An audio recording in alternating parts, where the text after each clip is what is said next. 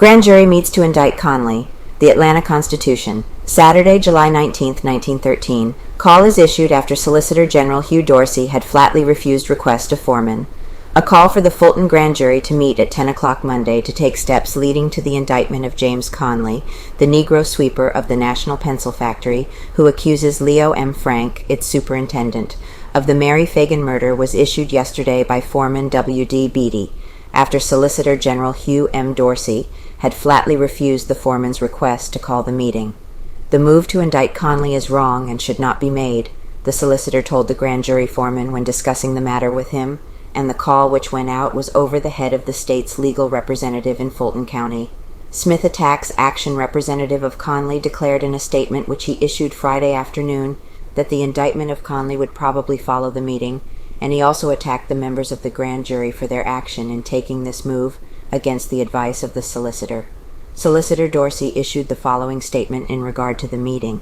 Its only purpose will be to exploit the evidence and embarrass the state, and I hope the grand jury, when it meets, will decide to leave the matter alone. The indictment of Conley at this time will be a useless procedure that will not stop the trial of Frank. It will only have a mild but undesirable effect on the state's case. Conley is in jail and is going to stay there for some time.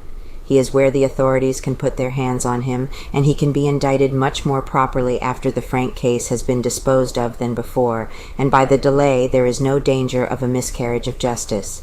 Will aid the defense should Conley be indicted. It is positive that the solicitor will not allow him to go to trial before the final disposition of the Frank case, which is set for trial Monday week. But the attorneys who represent Frank would probably get before the court the fact that Conley is under indictment for the time for which they will be defending Frank. This, and the fact that it will appear to the jury that Conley, in swearing against Frank, will be influenced to a greater or lesser degree by a desire to save his own neck, would greatly aid the defense. When the grand jury meets Monday to take up the investigation of Conley, it will be the first time in the history of the county that a grand jury has gone directly against the advice of the solicitor who is paid by the state as their legal advisor. Solicitor Dorsey will also be compelled to produce what evidence he has in the case, should the grand jurors request such action. Attorney Smith's statement. The statement as issued by Attorney Smith on behalf of Conley is as follows. I notice Foreman Beatie has called the grand jury to meet Monday. When they meet, I would like for them to first investigate the movement that seems to have stirred their enthusiasm. I wish the press could afford to publish what I have the nerve to say about this latest move. If they meet, I do not doubt they will indict Jim all right. If they get up inspiration enough to run over the state's sworn counsel in getting together, they can see their way to indict. Jim Conley has been dealing fairly with the state of Georgia. His story has been an open book to the sworn trusted prosecuting officers of this state. He is not skulking coward like behind the protection of iron bars, nor have his lips been sealed with lamb-like silence until he can spring suddenly in a court, a well-prepared statement, which the state has no opportunity to investigate and disprove. Conley allows himself grilled, cross-examined, and unceasingly questioned by the representatives of the state. He is talking and talking now.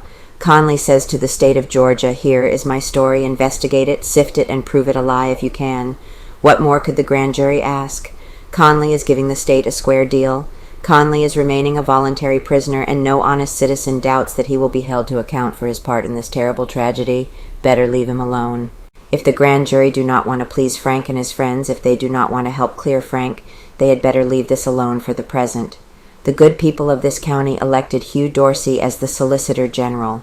Under the law, this makes him the legal advisor of the grand jury. There is not a businessman on the grand jury that does not follow in his own affairs the advice of the lawyer of character and ability to whom he goes for counsel.